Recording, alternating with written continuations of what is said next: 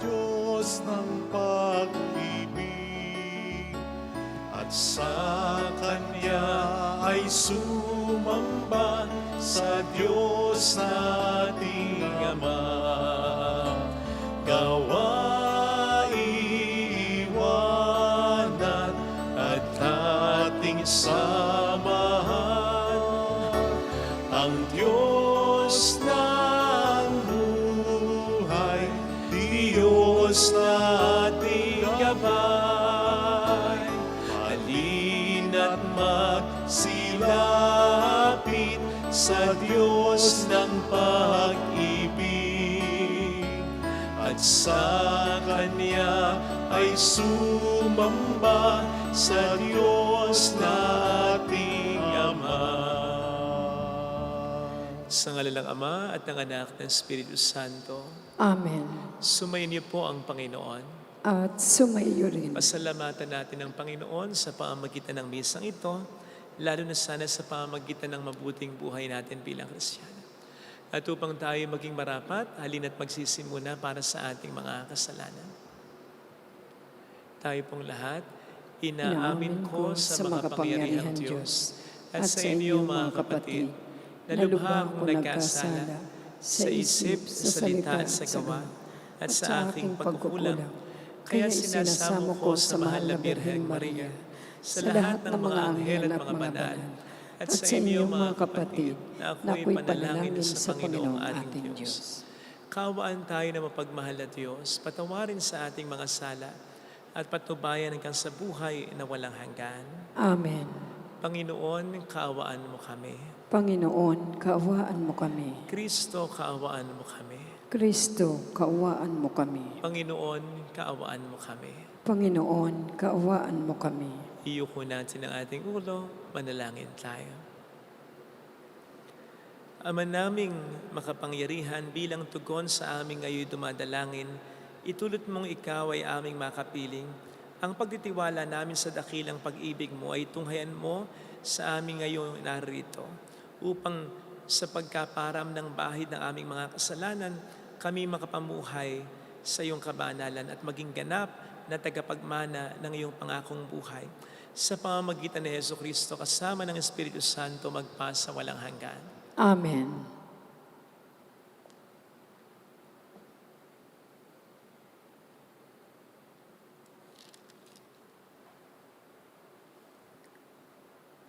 Ang salita ng Diyos mula sa aklat ni Henesis. Noong mga araw na iyon, nagpatira pa si Abraham. Sinabi pa sa kanya ng Diyos, "Ito ang ating tipan. Ikaw ay magiging ama ng maraming bansa. Hindi na Abraham ang itatawag sa iyo, kundi Abraham, sapagkat ginagawa kitang ama ng maraming bansa. Pararamihin ko ang iyong mga inapo at magtatatag sila ng mga bansa at may magiging hari sa kanila. Tutuparin ko ang aking pangako sa iyo at sa iyong lahi. At ako'y magiging Diyos ninyo habang panahon. Ibibigay ko sa inyo ang lupaing ito na inyong tinitirhan ngayon. Magiging inyo na ang buong lupain ng Kanaan habang panahon, at ako ang magiging Diyos ninyo.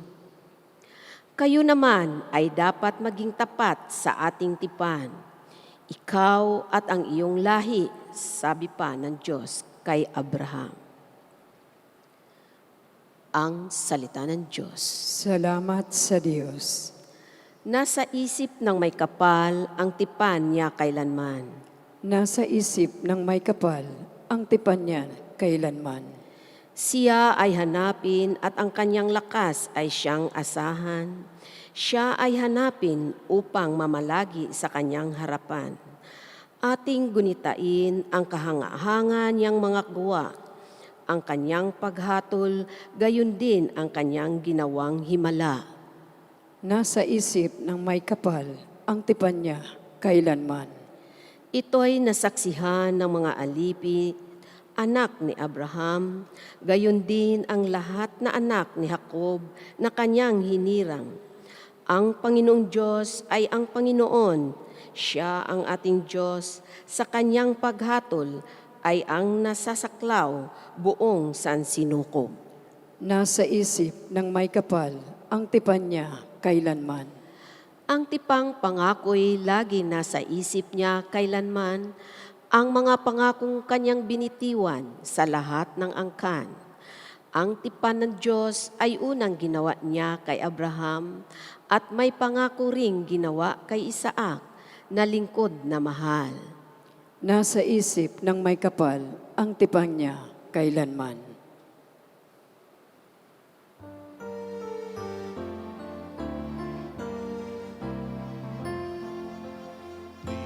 Ba't sadyang may kapwang sarili, napatayin na ng pagsisilbi at mamangha, ligaya'y dadalisay pag sa kapwa buhay mo ay naalay.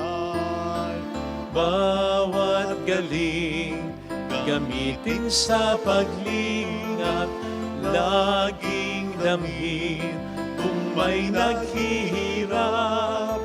At tandaan, ganyang pagmamahalan, unang-unang atas ng kabanalan. Sumayin niyo ang Panginoon. At sumayo rin. Ang mabuting balita ng Panginoon ayon kay San Juan. Papuri sa iyo, Panginoon. Noong panahong yon, sinabi ni Jesus sa mga Hudyo, tandaan ninyo, ang namumuhay ayon sa aking aral, kailan may hindi makararanas ng kamatayan. Sinabi ng mga Hudyo, ngayon natitiyak naming inaalihan ka nga ng demonyo. Namatay si Abraham at ang mga propeta, pero sinasabi mong hindi mamamatay kailanman ang sinumang namumuhay ayon sa iyong aral? Dakila ka pa ba kaysa aming amang si Abraham? Siya'y namatay, gayon din ang mga propeta. Ano bang akala mo sa sarili mo? Sumagot si Jesus, kung ako ang nagpaparangal sa aking sarili, ay walang kabuluhan. Ang aking ama ang nagpaparangal sa akin at sinasabi ninyong siya ang inyong Diyos. Hindi niyo siya nakikilala, ngunit siya'y nakikilala ko. Kung sabihin kong hindi ko siya nakikilala, ako'y magiging sinungaling na tulad ninyo. Subalit nakikilala ko siya at ginagawa ko ang kanyang sinasabi. Natuwa ang inyong amang si Abraham nang babatid na makikita niya ang araw na pagparito ko. Nakita nga niya ito at siya'y nagkalak. Dahil dito yung sinabi sa kanya ng mga Hudyo, wala ka pang 50 taon at nakita mo na si Abraham? Sumagot si Jesus, sinasabi ko sa inyo, bago ipanganak si Abraham, ako na. Dumampot sila ng bato upang siya'y batuhin, ngunit nagtago si Jesus at lumabas ng templo. Mga kapatid, ang mabuting balita ng Panginoon. Pinupuri ka namin, Panginoong Jesucristo. Welcome sa Our Lady of La Salette Quasay Parish, kung saan hayos lang umiyak, kasamahan tayo ng mahal na ina sa pag-iyak at sa pagdarasal upang maging maayos ang lahat.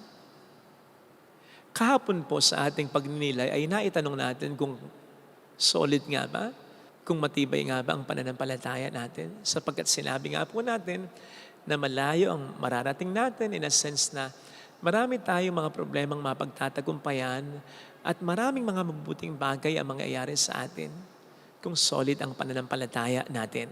Ngayon naman po sa ating pagninilay para sa ating mga pagbasa ay makikita po natin ang isa sa magandang mga palatandaan kung solid nga pa ang pananampalataya natin. At ito ay ang pananampalataya natin sa Diyos, particular na sa mga dakila niyang bagay na binibigay sa atin o sa mga malalaking blessings na ating hinihiling. And as I said, matutulungan po tayo ngayon ng ating mga readings. Sa ating unang pagbasa, inarinig po natin kung gaano katibay ka-solid ang pananampalataya ni Abraham. Bakit? Sapagkat siya'y naniwala sa dakilang bagay na pinangako ng Diyos sa kanya. Ang ibig sabihin po kasi ng pangalan niyang Abraham ay the father of many nations. Ito yung pangalang ipinagkaloob ng Diyos sa kanya. Kasabay ng pangakong magiging ama nga siya ng maraming mga bansa. Pangalang tinanggap niya kahit wala pa yung pangako na sinabi sa kanya. I don't know with you, pero kung ako si Abraham, sabihin ko muna siguro sa Diyos, teka muna. Huwag mo nang ibahin yung pangalan ko. Father of many nations, iba lang akong anak kahit isa. Paano kapag may nakasalubong ako, nakipagkilala ako, at sinabi kong ang pangalan ko ay Abraham, alam agad nila. Ang ibig sabihin nito ay a father of many nations. Tapos itatanong nila sa akin, ilan nga bang anak ko? Tapos sasabihin ko, wala. Di para akong tanga. Ibigay mo na yung pinapangako mo bago mo ibahin ang pangalan ko. Pero ang pangalang Abraham ay tinanggap na ni Abraham agad. Kahit na ang pangako ay hindi pa tinutupad. Yes, tinupad din naman ng Panginoon ang pangako na yan. Pero hindi agad. Bumilang pa ang maraming mga taon. Habang sila ng kanyang asawa ay super nang tumanda. Naging very thunders na. So ganun katindi, kasolid ang pananampalataya niya.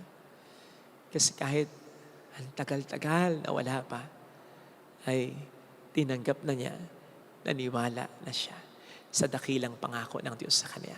Sa kabilang banda, sa ating ebanghelyo ay narinig naman po natin ang kawalan ng pananampalataya ng mga Hudyo.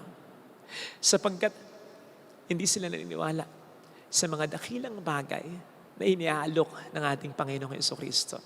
Una, yung sinabi ni Kristo na sino mang nananalig sa aking mga turo ay hindi makararanas ng kamatayan. Pati na siyempre yung sinabi niya, bago pa si Abraham, ako na.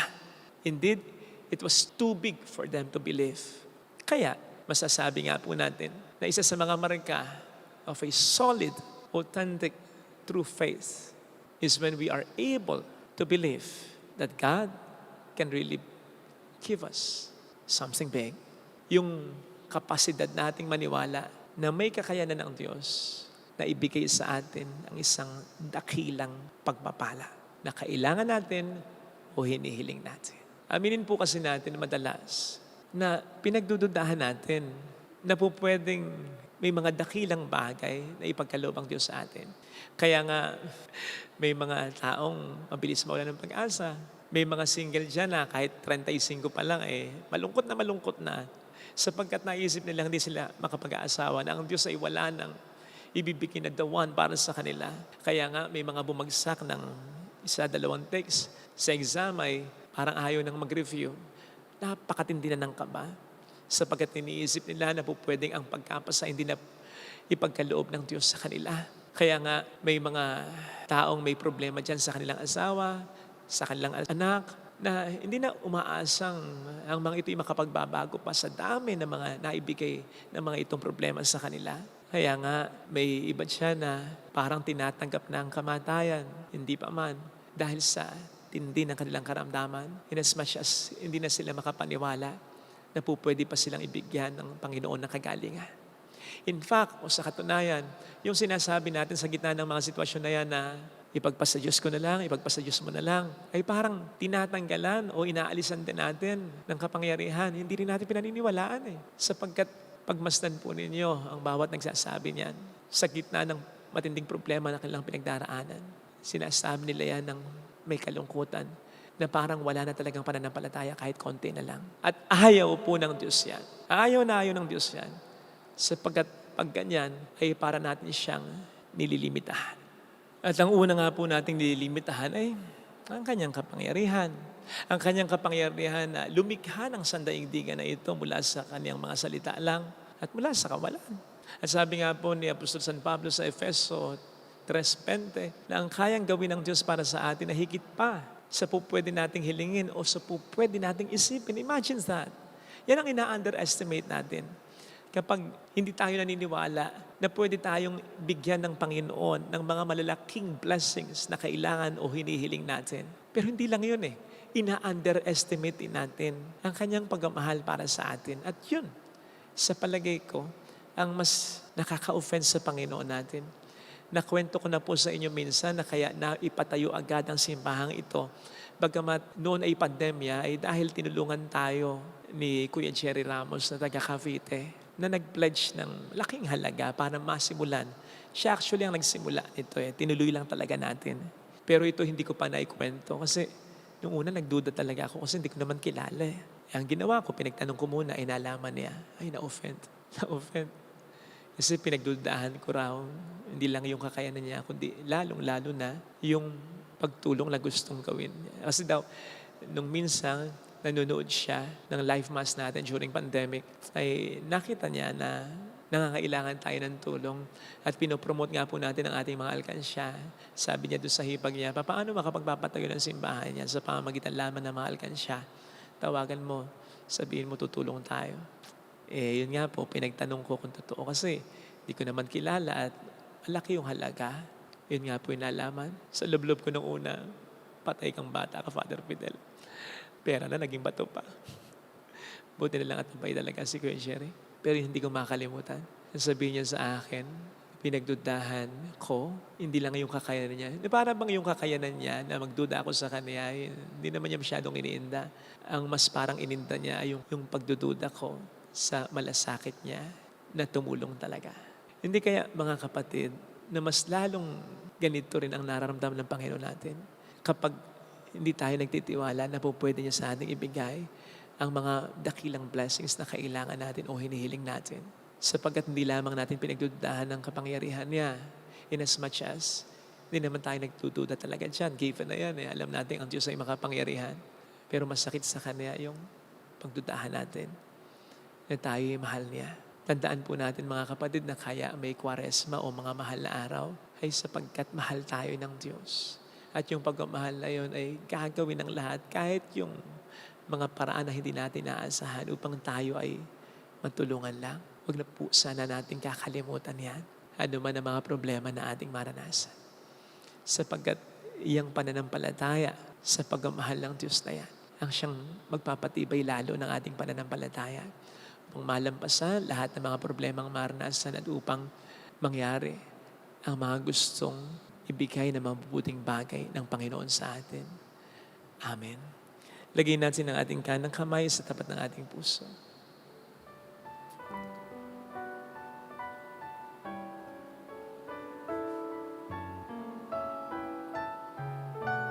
Awitin natin. Alam kong may magagawa ang Diyos.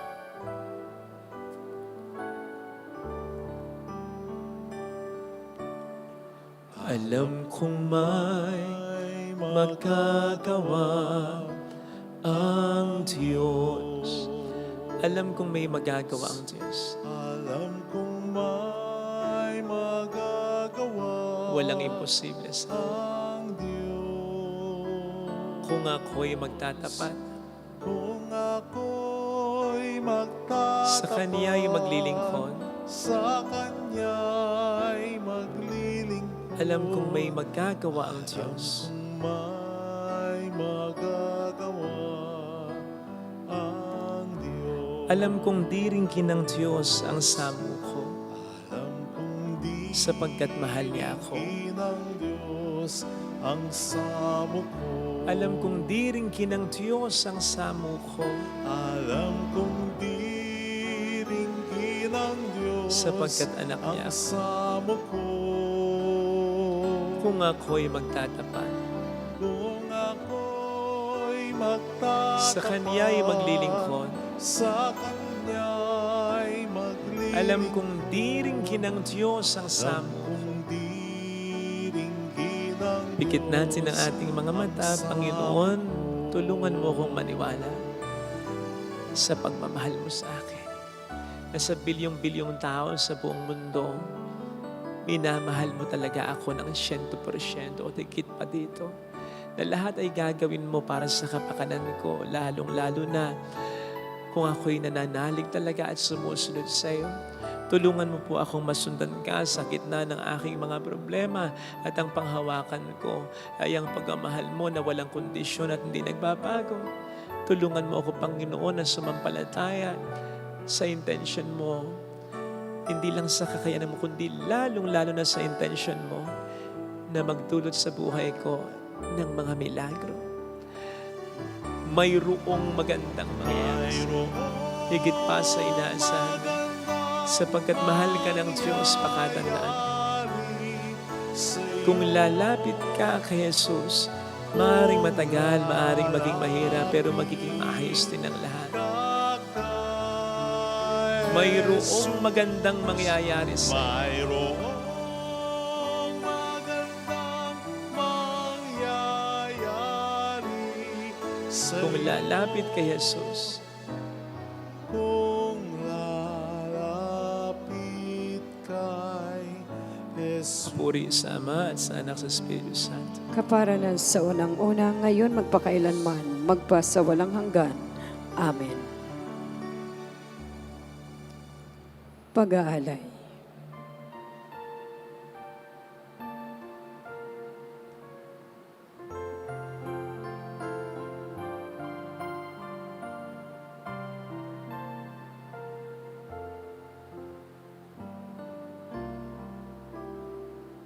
Paghahanda ng alay ay narito po.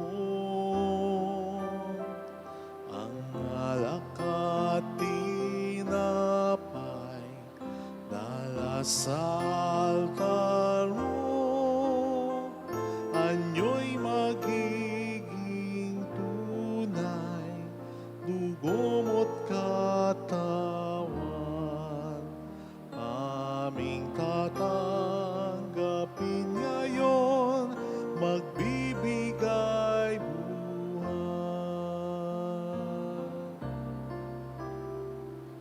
Paghahanda ng alay, ngayon ay sisimlang. Ang alak at tinapay ay bebendisyonan. Anyo'y magiging tunay, dugo mo't katawan. Ito'y aming tatanggapin sa pakikilaban.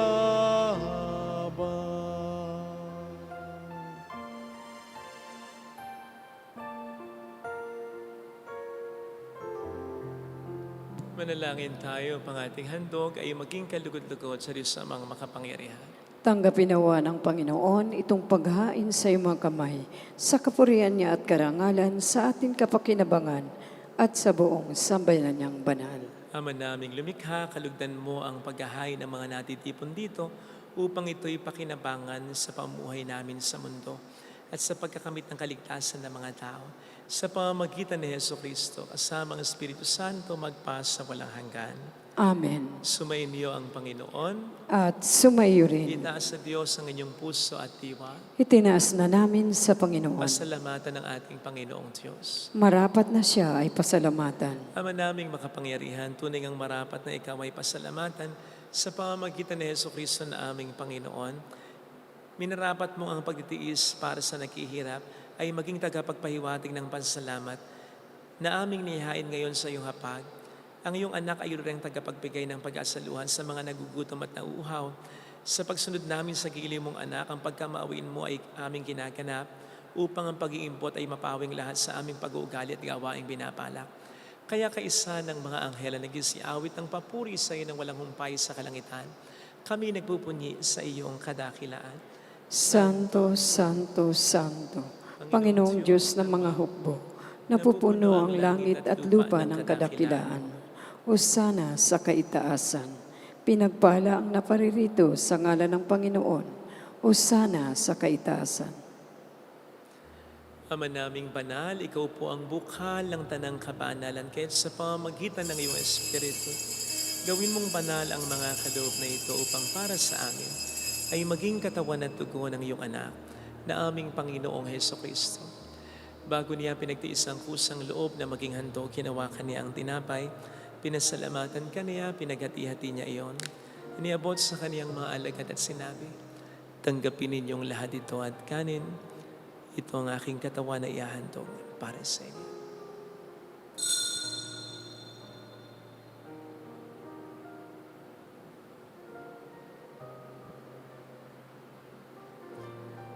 Gayun din naman ang matapos ang hapunan, hinawakan niya ang kalis. Uli kaniyang pinasalamatan. Iniabot niya ang kalis sa kaniyang mga alagad at sinabi, tanggapin ninyong lahat ito at inumin.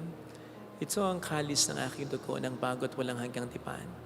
Ang aking dugo na ibubuhos para sa inyo at para sa lahat. Sa ikapagpatawad ng mga kasalanan, gawin niyo ito sa pag-alala sa akin.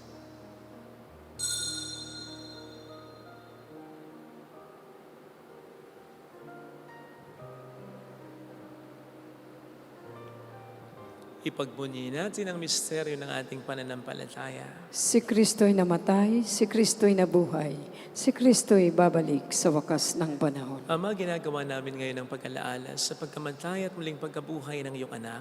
Kaya inialay namin sa iyong tinapay ng buhay at ang kalis ng kaligtasan. Kami nagpapasalamat dahil kami iyong minarapat na tumayo sa harap mo para maglingkod sa iyo. Sinasamo namin kami na magsasalo sa katawan at dugo ni Kristo ay mabuklod sa pagkakaisa sa pamamagitan ng Espiritu Santo. Ama, lingapin mo ang iyong simbahang laganap sa buong daigdig, puspusin mo kami sa pag-ibig. Kaysa ni Francisco na aming Papa, ni Dennis na aming Obispo, at ang Tanang Kaparian. Alalahanin mo mga kapatid naming nahimlay nang may pag-asang sila'y muling mabubuhay. Kaawaan mo sila at patuloyin sa iyong kaliwanagan. Kaawaan mo at paging tapatin kaming lahat na makasalo sa iyong buhay na walang wakas, kaysa ang mahal na birhen ng Lasal at ang ina ng Diyos. Isanusay ang kabiyak ng kanyang puso lahat ng mga banal na namuhay dito sa daigdig ng kalugod-lugod sa iyo. May pagdiwang naman namin na pag-upuri sa ikararangal mo sa pamamagitan ng iyong anak na aming Panginoong Hesukristo.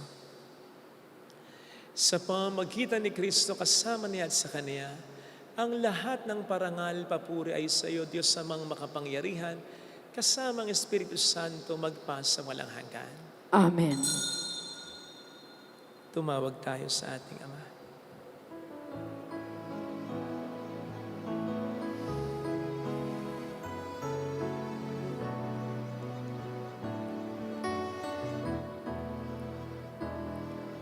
Ama namin, sumasalangit ka, sambahin ang ngalan mo,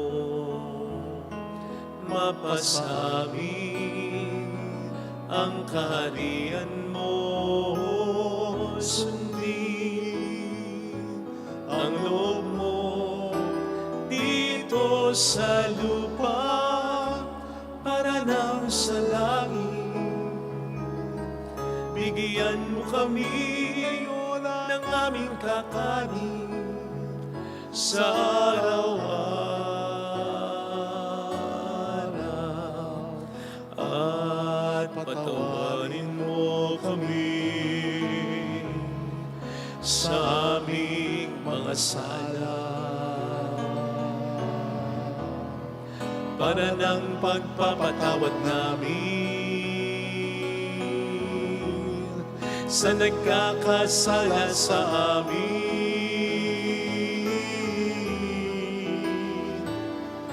At huwag mo kaming ipahintulot sa tukso, at ihadya mo kami sa lahat ng masama. Niling namin kami adya sa lahat ng masama, pagkalooban ng kapayapaan na araw-araw. Iligtas sa kasalanan sa kapahamakan sa mga seryosong karamdaman. Samantalang aming pinag-ahandaan ang dakilang araw ng pagpapahayag ng tagapagligtas namin si Hesukristo. Sapagkat iyo ang kaharian, ang kapangyarihan at ang kapurihan, magpakailanman. Amen. Panginoong Hesukristo, sinabi mo noon, sinasabi mo rin sa amin ngayon. Kapayapaan ang iniiwan ko sa inyo, aking kapayapaan ang ibinibigay ko. Tunghayin mo ang aming pananampalataya, wag ang aming pagkakasala. Pagkalooban mo kami ng kapayapaan at pagkakaisa sa iyong kalooban, kasama ang Espiritu Santo magpas sa walang hanggan. Amen. Ang kapayapaan ng Panginoon ay sumain niya nawang lahat. At sumaiyo rin. Magbigayan tayo ng kapayapaan sa isa't isa. Peace be with you. Kapayapaan. Kordero ng Diyos na nag-aalis ng mga kasalanan ng sanlibutan, maawa ka sa amin. Kordero ng Diyos na nag-aalis ng mga kasalanan ng sanlibutan, maawa ka sa amin. Kordero ng Diyos na nag-aalis ng mga kasalanan ng sanlibutan, ipagkaloob mo sa amin ang kapayapaan. Narito sa harap natin ng Panginoon ang ating buhay at kaligtasan. Mapalad tayong inaanyayahan. Panginoon, hindi ako karapat-dapat na magpatuloy sa iyo, ngunit sa isang salita mo lamang ay gagaling na ako.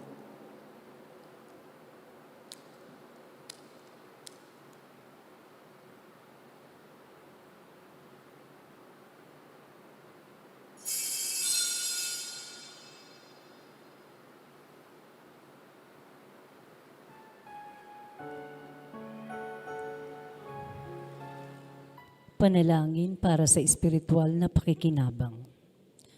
Panginoong Hesus, ako ay naniniwala na ikaw ay nasa kabanal-banalang sakramento. Iniibig kita ng higit sa lahat at ninanasa kong tanggapin ka sa aking kaluluwa. Sapagkat sa mga sandaling ito, hindi kita matatanggap sa sakramento. Tumuloy ka sa espiritu sa aking puso. Niyayakap kita na para bang naririto ka na.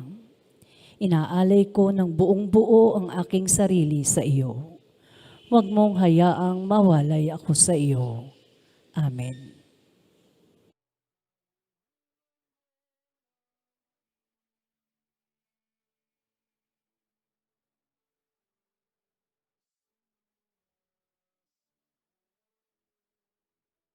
Talam ang aking puso, walang maililihim Bakit? sa'yo sa'king gawa. Di ko pa binabanggit, iyon na itong batid. Sa'yo anumang isip ko'y didingin. Alam kong nasa tabi kita, Panginoon ko, sa lahat ng oras. Kamay mo ang siyang nag-iingat sa akin, di ko maabot karunungan mong angkin.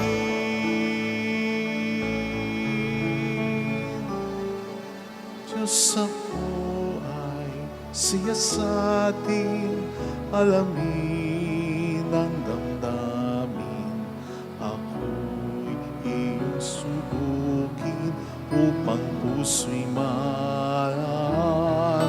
Kung ito'y hindi tapat, malalaman mong ganap. Ihatid ako, ihatid ako, ihatid ako sa buhay mong wagas.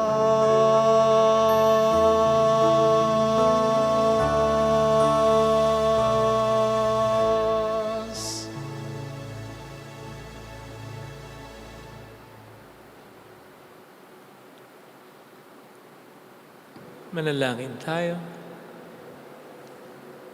Ama naming mapagmahal, kaming iyong pinapagsalo sa iyong piging na banal ay lumuluhog sa iyong pagmamahal upang kaming tumanggap ng banal na pakikinabang ay maging mga kasalo sa buhay na walang katapusan sa pamamagitan ni Jesucristo kasama ng Espiritu Santo magpasa walang hanggan.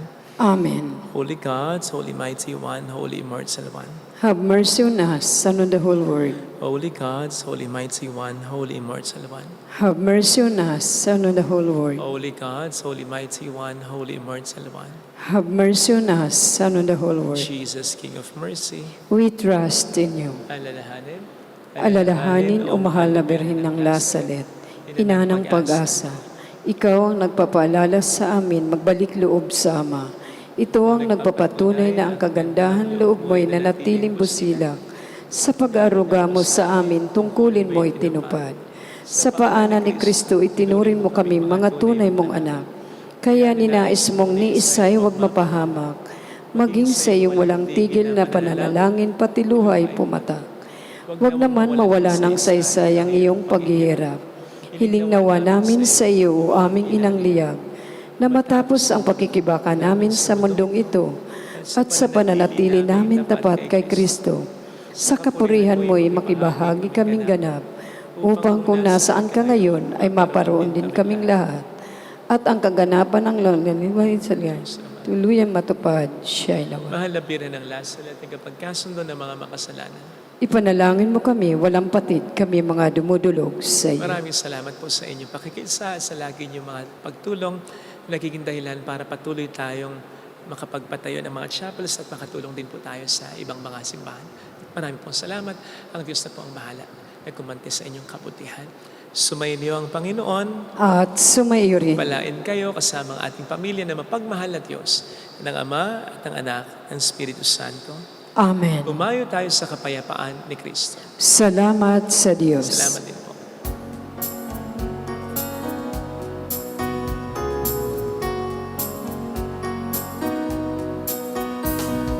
On this day, O Mother of our Lord, we sing you praise for lighting up our way.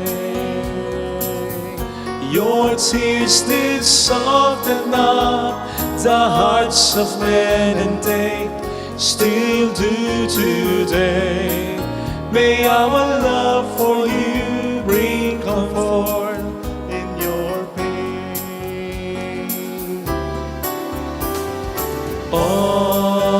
on this day, O Mother of our Lord. We sing you praise for lighting up our way. Your tears did soften up the hearts of men, and they still do today. May our love for you bring comfort in your pain.